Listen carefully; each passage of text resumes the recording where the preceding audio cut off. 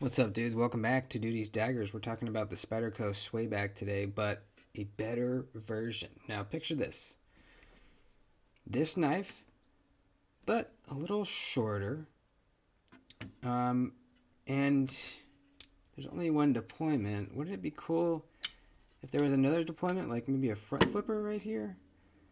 That seems pretty cool, right? Well, it is a reality. Check this out. So this is the chopped smock. Look at that difference here. It's so much better. So I bought a Swayback a while back, because the price had gone down to like $200, which is way less than they used to be. And so I bought one, and I really liked it. I absolutely love the blade finish. The blade finish on these things is absolutely beautiful. It is without doubt my favorite finish on any blade ever. It's a reflective stonewash, and it is stunning. But it was a little bit big and long for me. It really needed a sharpening choil. And there was only one means of deployment, which is this hole. And you can thumb flick it. It's not the easiest in the world ever at all. And so I would mostly just slow roll it open, which is fine. But then I got to looking at it and thinking, man, if I could just make it a little shorter. And I will not take credit for the front flipper mod. I saw someone else do that. I forget who. But I said yes. I need to do that. I'm gonna make this the ultimate swayback. Everything that I wish the swayback was, I'm going to make it a reality. And so I did, and here it is. So it's shorter, a little bit more of like a sheep's foot kind of blade rather than a Warncliffe. You can see the difference there. Added a much needed sharpening choil here. You can see we finally have separation between the fat part, the plunge grind, and where the edge ends, edge termination there. This doesn't even have one at all. It's just, they don't even try to do a sharpening choil. It's just non-existent. It's still a great size knife. I mean, easily get a full grip on this thing with a little extra handle even. The Swayback's a great design. It does some really great things, like this kind of flat area here where you can choke up on. It's excellent. Really nice and close to the edge there. It's perfect. And then the front flipper. So I just basically ground away the corner of that scale and exposed this portion of the ting in there, and cut some jimping into it so that you can grip it easier. And this thing fires out super easy, man. I'm not sure if you can... Yeah, you can do the side finger. Hell yeah. It works really well. Really, really well. It's just so nice to have another deployment on this knife. Now, I tried to go for a third deployment, guys. I tried to cut away some of this lock bar to give you access to reverse flick, and it was still not enough. You can see it's completely covered up. So I tried to cut some away to get in there to reverse flick, but the problem is when you're jamming your finger in here, you're actually putting pressure down on the lock bar at the same time, so you're kind of locking yourself out. And I didn't want to cut away any more of this lock bar because I didn't want it the lock up to be less secure. You know, if I ground away too much of this lock bar, it would be flimsy. So I abandoned that idea.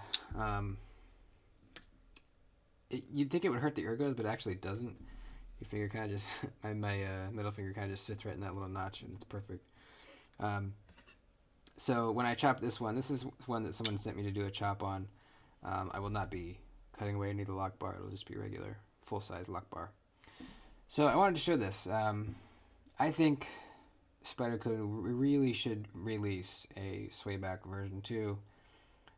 This exact one. Like, just make this one exactly. Sharpening choil, shorter blade, a little bit more of a cheap sweaty thing going on. Front flipper. Maybe even redesign the stop pin track in there so you can have even more of the front flipper exposed. Although I don't think you really even need it. I think it works perfectly good as is. I don't even know if you could improve on that. Whoops. So really just this exact Swayback, just like this. Sharpening choil, a little bit shorter. front flipper. Perfect. I have a deep carry clip on mine, which I think really makes it too. Because, like I said, the Swayback is an amazing design. It is on washers, and it is unbelievably smooth. This one is brand new, it looks like. So it's still not quite as smooth. This one is unbelievably smooth. You're not going to be able to tell in video, but it is just like glassy, man. Some of the smoothest washer action I've ever felt. Right up there with like my my Drift Large. This is an extremely smooth washer knife. And my Neutron 2 is a very, very smooth washer knife. This is right there with them. Unbelievably smooth. So it's just cool. It's cool to have the Swayback how I wanted it, you know? You know, this is a big knife. I think too big. The original Swayback, I think it's too big. The blade length, and it won't be for everybody, but for me it was. Over 3.5 inches. And overall we're looking at about 8 inches overall. We can do a size comparison with like a pair 3 here. It's just long. It's really long and skinny. I don't know. I don't usually like long, skinny knives. I don't like how they look. Now, I have offered my services to do some chops. I have this one, I have Jason's, and I have one other one coming. Unfortunately, I'm having some difficulty with the tap. I've broke 3 taps already. One I broke off deep inside there, and I'm soaking it in ferric chloride right now to try to get that piece of tap out of the hole. If that doesn't work, I'm just gonna have to buy another Swayback to give to the guy. You know, so I'm having some difficulties. Until I get those things sorted out, I will not be accepting any more Swayback chops. But I will keep you all posted because I'm going to keep working at this until I have the kinks worked out and I'm able to do these chops pretty quickly and easily.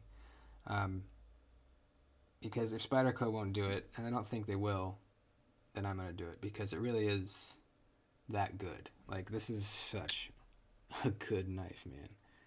Oh my gosh. It is really freaking good. So, there you go. Just wanted to kind of show off a little bit. You know, if you have the skills, do this yourself. You know, if you have the tools. I mean, you really don't need that many tools. I kind of rough cut it with just an angle grinder and a cutoff wheel. Make sure when you're cutting the blade, you cut a little bit, dip it in water, cut a little bit, dip it in water. You don't want to get that too hot or you're going to destroy the heat treat. But with the titanium, you can cut as much as you want. As long as you want, it'll be fine. Use a cutoff wheel with a grinder, and then I have a little belt sander to smooth out the cuts, the areas that were cut. Just some sandpaper, to get everything nice and smooth. And a die grinder, or a Dremel, with a little burr to cut in the sharpening choil. And also a Dremel with a very thin cutoff wheel, those little tiny thin cutoff wheels. That's what I used to cut the jimping in. It's not perfectly spaced, but it's pretty good. And it really works well. So you can absolutely do this yourself. It's not like it's my thing. Feel free, please do it. But if you don't have those tools or you don't want to do it yourself, I'll keep you updated. Like I said, I'm going to get to a point where I can do these quickly and easily, and I'll let you guys know when that time comes. That's it. Love you guys. I'll see you soon.